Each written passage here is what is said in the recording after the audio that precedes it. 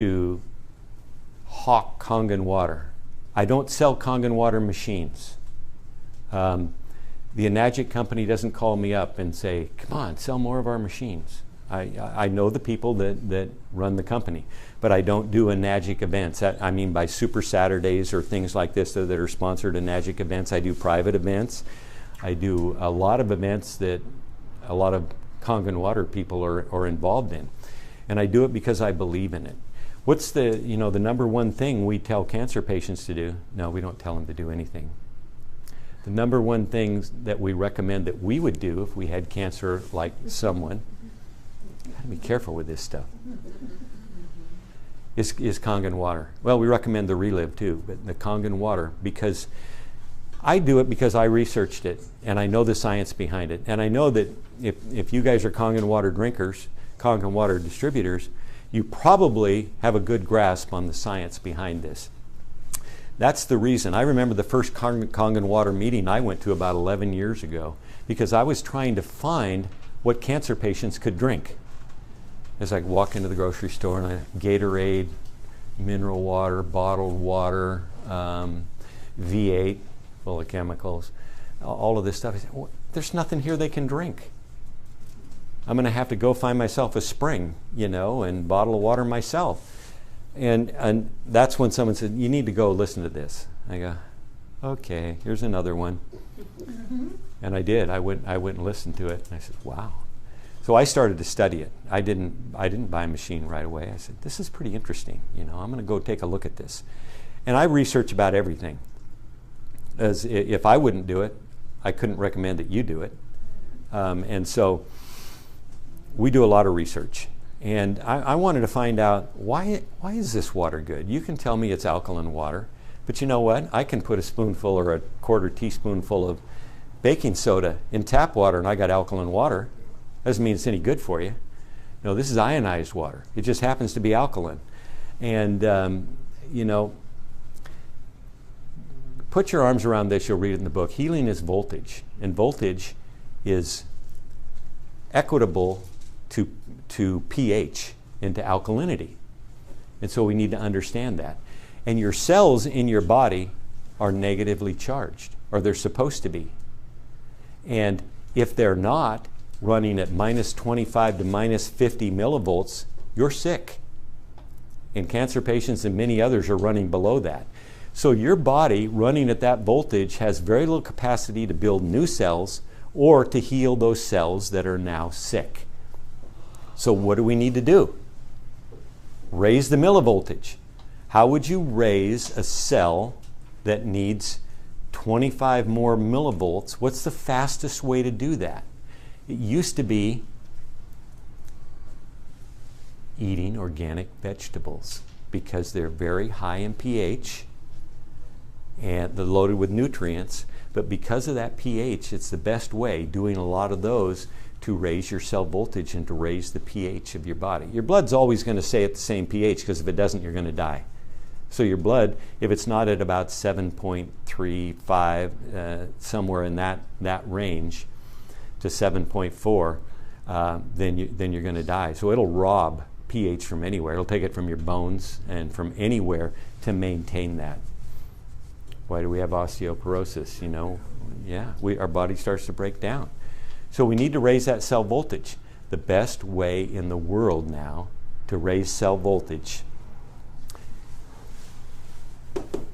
is this. Can you imagine if this is running at minus 600 to minus 800, some don't get quite that high millivolts. Isn't that the best way, if you're pouring that in your body, to raise that cell voltage? It is by far.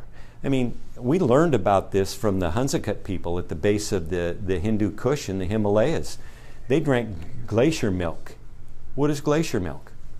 And I know this to be true, if you went into a Hunsakat village up in the north of Pakistan, up in the mountains at 10,000 feet, and you got invited into the guy who runs the community, into his hut, he'd set 2 glasses of water in front of you. One would be clear, one would be gray and cloudy. Which one would you drink? Gray and cloudy. Gray and cloudy. That's the one I would drink. Why? Because it's ionized water. It's alkaline ionized water. What do you need to ionize water? You need minerals and you need power and water in the water. What happens when this pure water crashes down, when the snow melts, coming down the streams, down the mountains, under power, because it's rushing down the streams, it's picking up the minerals out of the sand and the rocks in the base. And so when the water reaches here, yeah, it's a little gray and cloudy, but it's very high alkaline, and it's running a high ORP, high negative ORP, because it's been ionized. That is the technology behind this in its simplest form. So the fastest way to bring up that cell voltage is by drinking Kangen water, by far. I've seen nothing else that remotely comes close. And I get people all the time saying, I have this machine, I know it's every bit as good, and it costs half the price. And I have to say, oh, really? Prove it. I have said, and I've gone on record, when someone shows me a machine that's as good as this one, I'll advertise it too. I've been saying that for 10 years. And there's not one. If there is, fine. I tell people to use it, but I have not found one that can compete. And I call it in the book the Rolls-Royce of water ionizers. And everyone wants to compare their machine to this one. Ours does what theirs does for half the price. Well, no, it doesn't. We've run into several machines, and people have said that actually harm people because the plates begin to break down. And they've actually poisoned people. I don't want one of those machines. So, and you only need one of them. I mean, you can have more if you like. And some people have them all over the place because it works. What it does works. That high pH is the way to bring that cell voltage up. But it's also the way in that process to bring an acidic body, an inflamed body, back to alkaline. Remember that newborn baby? We want to smell like that again. That's what we want to be. And in order to do that, we need to do the things that allow us to get there. That's all the 5 things that we covered, but we need to drink this water. Now, I've seen people go to a Kangen water meeting. All the while they're watching the demo, they're drinking Kangen water. Some of them will drink a half a gallon or more while they're sitting there. Next day you call them up, how you doing? Sick as a dog, I'm never drinking that water again. I say, good. They don't understand the detox that goes on. So many people are so toxic, we talked about our livers and all, so toxic that when you start pouring good stuff in there, your body starts to detox immediately. And if you detox too fast, we call it a Herxheimer reaction. Your body reacts. And you could be nauseous, you could be headachy, you could be lethargic. All of these things could take place, and they do if you try and detox too rapidly. That's why generally, depending on the person, some people can just drink the 9.5 right out of the chute, 9.5 pH. Other people, they got to start low at the 8.5 and work their way up. What about the 11.5? What do you think? Magic Company says don't drink it. Just watch your vegetables in it, right? Well, you should do that. First time I did that, I went, what? I put all my vegetables that I just bought at the store in a big sink full of 11.5 pH water, and I left it there for about 10 or 15 minutes, and I came back and I pulled them all out and I looked at the water and I said, what's that? Somebody pee in the water? It was dark yellow. Those were all the pesticides and herbicides that came off the produce. Wow. Did I say something? Oh, okay. So is it okay to drink a lot of the L5, 1.5? I was getting there. Oh, I'm sorry. No, good. I'm glad. Yeah. Someone told me, oh, you can't do that. Yeah, I had to leave you in suspense because a lot of people say, don't do that. Don't do that. I'm not going to tell you to drink the 11.5 water, okay? Would I drink it? Oh, absolutely. And I have. I've drunk a lot of it. And we have seen that this is what often turns late-stage cancer patients. Because we're rebuilding the cells. Remember, we're lifting that cell voltage. We're alkalinizing an acidic body. We're pouring this water that doesn't stay in your stomach, it zooms out as fast as it can. It probably starts absorbing in your mouth and in your throat into the cells. It's because of that low rate of cells glomming onto each other, and it reduces the rouleau in your blood. Anyone know what that is? You ever see a picture of someone's blood where all the red blood cells start sticking together? They don't function as well. They don't carry oxygen as well, and you struggle and suffer with that. Gee, I've seen pictures of after people drank Kangen water, and guess what? The cells separate. Especially the 11.5. They separate.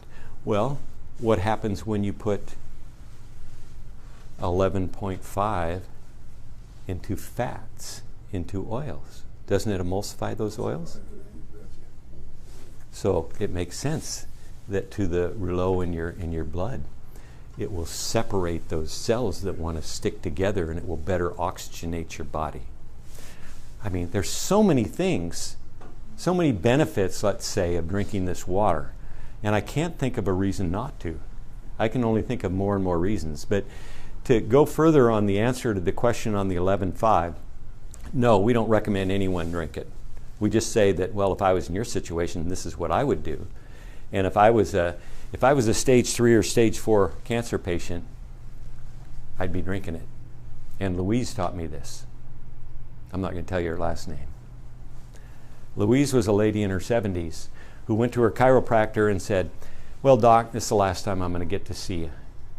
And he says, well, why? He says, well, I've just been diagnosed with stage 4 lung cancer. And the doctor gave me a maximum of 90 days, and he told me to get my affairs in order. And he says, oh, gee, I'm sorry for that. I wish you'd have come and seen me earlier about this. And she says, why? He says, well, I've got some water I want you to try. And she says, well, I don't know. I guess I got nothing to lose. I will. So she started drinking the 9.5 water and started to feel a little bit better. And she says, is this the strongest stuff you got? He says, well, no, we have the 11.5, but no one recommends that you drink that. That's for da-da-da-da-da. And she says, I got 90 days to live. What do I have to lose? She started drinking a gallon a day. 120 days, there was no cancer in her body. Her son had called her during that period saying he had just returned from the doctor. He had stage 4 Hodgkin's lymphoma. Doctor says, I'm going to die. I verified these stories, incidentally. These aren't just old myths. And she says, hold it. Hold where you are. I'm coming down to see you. And he was in Southern California. She packed up her machine. She went down to Southern California, and they both drank the water. 90 days, he was back to work. No cancer in his body.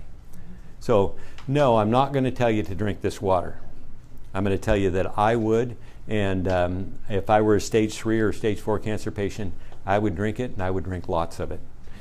Normally, what we say is start out slowly, starting with, if you're up to the 9.5 and drinking a lot of 9.5, you want to get more and more as you can, then start drinking about 4 ounces 3 times a day of the 11.5, and the rest in 9.5.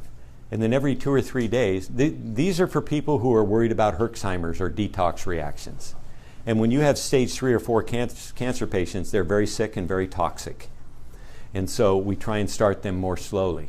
If there's a Herxheimer reaction, we'll back off a little bit, but we'll increase by another 4 ounces about every 2 or 3 days, or whatever can be tolerated, until we get to drinking all 11.5 all day. And if you can get to a gallon, it's better. If you can't, get to what you can get to. Do it for 90 days. And then in 90 days, we revisit it. We've never seen anyone harmed by taking something this high a pH. 11.5 is a high pH because it is 100 times more alkaline than the 9.5 water. But I have seen cancer patients use cesium chloride. Cesium is a mineral, and this isn't the radioactive cesium.